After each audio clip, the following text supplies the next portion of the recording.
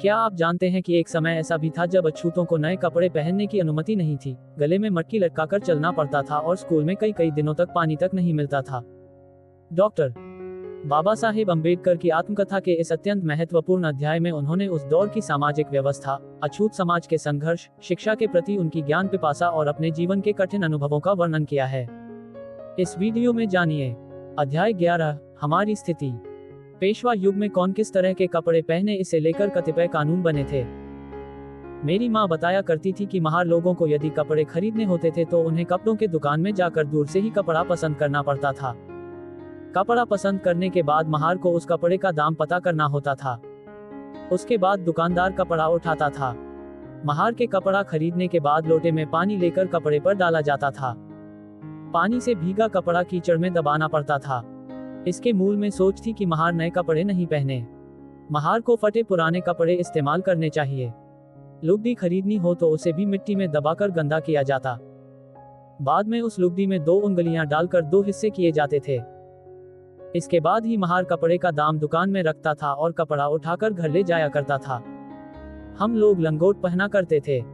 लंगोट पहनने की आज्ञा पेशवाओं की थी। ब्राह्मण दोनों ओर शिकन चुनट लगाता था। ब्राह्मणेतर केवल पीछे से शिकन चुनट लगाता था। भंडारी लोगों के लिए नियम था कि नितंब पर साफा पहनकर उसका एक बड़ा हिस्सा नितंब के आसपास लपेटें। अंग्रेज सरकार ने बंबई पर अपना कब्जा जमाया। सुनार से पेशवा खार खाते थे। चून की सुनार कहते थे हम ब्राह्मण, और पेशवा कहते थे हम ब्राह्मण।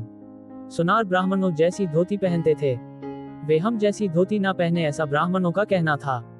सुनारों का इस तरह का आचरण भ्रष्टाचार की श्रेणी में आता है, ऐसा कहकर ब्राह्मण अखबारों में लिखकर खलबली मचा देते थे। ब्राह्मण लोग शोर मचाने लगे कि ब्रिटिश हमारा धर्म डुबो रहे हैं। इससे ब्रिटिश घबरा गए। उन्होंने पेशवाओं की शिकायत का संज्ञान लिया। पेशवाओं की ओर से अपने पक्ष में कहा गया कि हमारे पूर्वजों द्वारा प्रजा पर पहनावे को लेकर प्रतिबंध लगाए गए थे। आपके शासन में ये लोग काछा पहनने लगे हैं। इस समय ईस्ट इंडिया कंपनी बाल्यावस्था में थी। बालकेश्वर में महाजन लोग रहा करते थे। प्रमुख अधिकारियों ने पेशवाओं की शिकायत सुन ली। उन्होंने महाजन लोगों को बुलाकर पूछताछ की। सुनार काछा पहनते थे। सुनार अब के बाद काछा ना पहने ऐसा आदेश सुनाकर पंचों ने 50 रुपयों का जुर्माना उन पर लगा दिया। अब ये लोग कोट पतलून पहनते हैं। इस दौर में महार लोग क्या कर रहे थे? देर रात में नींद से उठकर उन्हें गांव की रखवाली करनी होती थी। सुबह बची कुची बासी रोटी वे खाते थे। फलटन गांव में महार रहा करते थे। उनकी 24 बीघा जमीन थी। वहां एक मंदिर था, उसमें लंगर लगता था। महार लोग मंदिर के दरवाजे पर बैठा करते थे और जूठन उठाकर ले जाया करते थे। इतना कुछ मिलने के बाद भी महारों को जमीन की क्या जरूरत है? कुछ दिनों बाद महारों को इस तरह की जूठन उठाने पर पाबंदी लगाई गई। तब महार बोले हमारी इतनी जमीन थी, वह भी मराठों ने कब्जा कर ली। मंदिर में लगे लंगर की जूठन पर पेट पालना उनकी नियति थी। जलगांव इलाके में श्राद्ध जैसे कार्यक्रमों में महार भिखारियों की तरह कूड़े के ढेर पर बैठते थे। ये क्रिस्तान बन गया, इसने हमारे मुंह का निवाला छीन लिया, इसका कैसे भला होगा, इस तरह लोग मेरे बारे में कहा करते थे। पिछले हजारों सालों से लेकर कल तक हमारे समाज में एक भी व्यक्ति ग्रेजुएट या विद्वान नहीं बन पाया था। मुझे कहने में कोई गुरेज नहीं कि मेरी पाठशाला में झाड़ू पोछा करने वाली एक औरत थी, वह मराठी थी। वह मुझे छूती तक नहीं थी। माँ मुझे बताती थी कि बड़े लोगों को मामा कहा करो।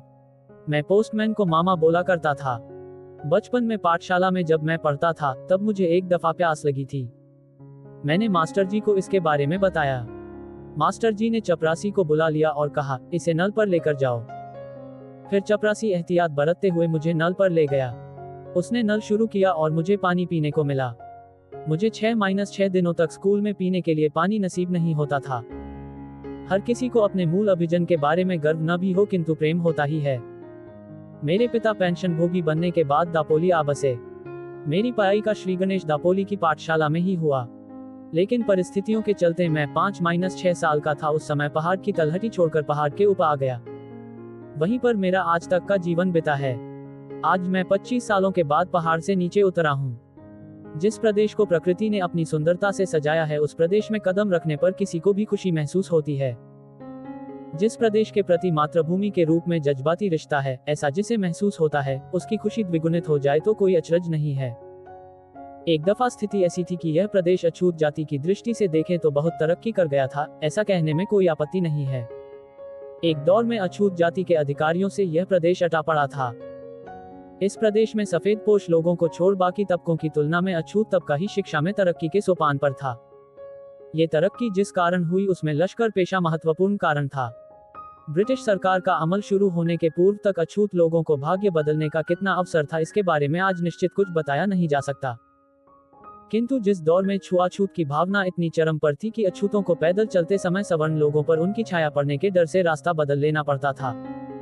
अछूतों की थूक से सड़क अपवित्र ना हो इसलिए अछूतों को गले में मटकी लटकाकर घूमना पड़ता था। अछूतों की शिनाख्त हो इसलिए उन्हें हाथ में काला धागा बांधना पड़ता था। ऐसे दौर में अछूतों के लिए यदि कुछ अवसर रहे होंगे तो बहुत ही सीमित रहे होंगे। जिस दौर में अंग्रेजों ने इस देश में कदम रखे उस समय अछूतों को सिर उठाने का अवसर मिला।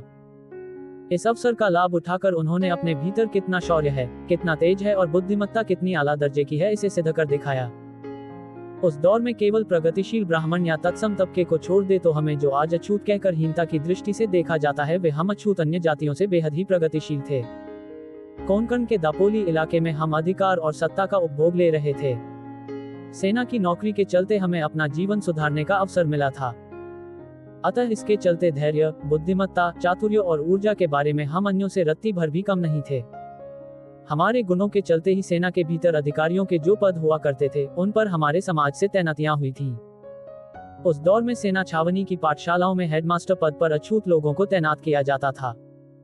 सैनिक छावनी कैंपस में प्रारंभिक शिक्षा अनिवार्य होने के चलते इस शिक्षा का हमारे जीवन पर रचनात्मक परिणाम हुआ।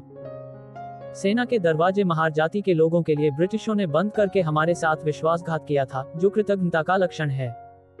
मैं भी एक महार मां के गर्भ से पैदा हुआ हूँ। गरीबी की दृष्टि से विचार करें तो आज के गरीब से गरीब छात्र से मेरी उस समय अच्छी सुविधा थी, ऐसा नहीं। बम्बई के डेवलपमेंट डिपार्टमेंट की एक तंग बस्ती में 10 बाई 10 के कमरे में माता पिता, भाई बहन आदि के साथ रहकर एक पैसे के घासलेट तेल के दिए तले मैंने पढ़ाई की है। यही नहीं तो कई समस्याओं और संकटों का मुकाबला करते हुए उस दौर में मैं इतना कर पाया हूँ। कोई भी मनुष्य निरंतर दीर्घोद्योग से पराक्रमी और बुद्धिमान हो सकता है। कोई भी मनुष्य जन्मजात बुद्धिमान व पराक्रमी नहीं होता है। इंग्लैंड में छात्रावस्था के दौरान जिस पढ़ाई के लिए 8 वर्ष खर्च करने पड़ते हैं, उसे मैंने 2 वर्ष और 3 महीनों में पूरा कर दिखाया था। इसे पूरा करने के लिए मुझे दिन के 24 घंटे में से 21 घंटे पढ़ाई करनी पड़ती थी। यदि मैं आज 40 साल पूरे कर चुका हूं, फिर भी मैं 24 घंटों में से निरंतर 18 घंटे आज भी कुर्सी में बैठकर काम करता हूं। आज का युवा लगातार आधा घंटा ऐसी दशा में बैठता है तो उसे नाक में नस्वार दुहसनी पड़ती है।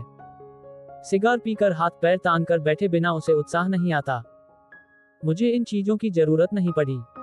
पलटन में नौकरी के चलते हिंदू समाज रचना में एक क्रांति हुई थी, ऐसा कहने में कोई आपत्ति नहीं है। उस दौर में जिन महार चमार लोगों को गांव में मराठा आदि लोग छूते तक नहीं थे और जिन्होंने जोहार अथवा राम राम बोला नहीं तो इसे मराठा लोग स्वयं का अपमान हुआ ऐसा समझते थे। उस दौर में वही मराठा सिपाही महार और चमार जाति के सूबेदार को तनकर सलामी दिया करते, और यदि सूबेदार क्यों बे कहकर आंखें दिखाते थे, उस समय ये लोग उनकी ओर आंखें उठाकर देखने की भी हिम्मत नहीं करते थे। ऐसे अधिकार अछूत जाति के लोगों को इस देश में इसके पूर्व किसी भी इलाके में और कभी भी प्राप्त नहीं हुए थे, ऐसा कहा जा सकता है। इन लोगों में से 90% लोग साक्षर थे। गौर करने की बात यह कि शिक्षा का ये प्रसार केवल पुरुषों में ही था, ऐसा नहीं बल्कि स्त्रियों में भी था। इस समुदाय की कई स्त्रियां तो शिक्षा में इतनी प्रवीण थीं कि वे पुरुषों की भरी सभा में पुराणों का अन्वयार्थ बताया करती थीं। जब तक शिक्षा जारी थी तब तक अछूत तबके को बहुत सारे लाभ हुए थे। शिक्षा का उपयोग उन्होंने इस तरह से किया कि गर्व महसूस हुए बिना नहीं रहता। इस ज्ञान प्रसार के चलते अछूतों में जो ग्रंथ संग्रह हुआ विशाल था, ऐसा कहा जाए तो अतिशयोक्ति नहीं होगी। आज भी महारों के घरों में श्रीधर स्वामी के ग्रंथों की हस्तलिखित प्रतियां गाड़ी भर भर के मिलेंगी। मुकुंदराज, ज्ञानेश्वर और मुक्तेश्वर आदि महाराष्ट्र के प्राचीन और महान कवियों के ग्रंथों की हस्तलिखित प्रतियां भी मैंने कई अछूतों के घरों में देखी हैं। यही नहीं, अछूतों के घर में आज भी कई दुर्लभ ग्रंथों की प्रतियां मिल जाएगी, ऐसा मुझे विश्वास है। संत ज्ञानेश्वर द्वारा पंचीकरण नामक एक ग्रंथ लिखा गया था, लेकिन इसकी कोई खास चर्चा नहीं होती। पर मेरे एक दिवंगत मित्र के घर पर मैंने इसकी एक प्रत देखी है।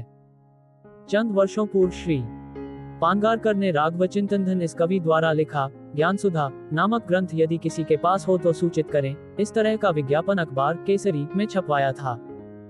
यदि इस ग्रंथ की हस्तलिखित प्रति अप्राप्य है तो ये ग्रंथ मेरे एक अछूत मित्र के घर पर आसानी से प्राप्त हो सकता है। जरा सोचिए कि जिन अछूतों के लिए एक दौर में शिक्षा के तमाम द्वार बंद किए गए थे, ऐसे समय में उन्हें इस तरह के ग्रंथ संकलित करने के लिए कितनी मेहनत व कितनी कोशिशें करनी पड़ी होगी और कितना पैसा खर्च करना पड़ा होगा। अछूत समुदाय में ऐसी ज्ञान लालसा का होना तत्कालीन समाज के लिए भूषण है। इस बारे में मतभेद होना संभव ही नहीं है।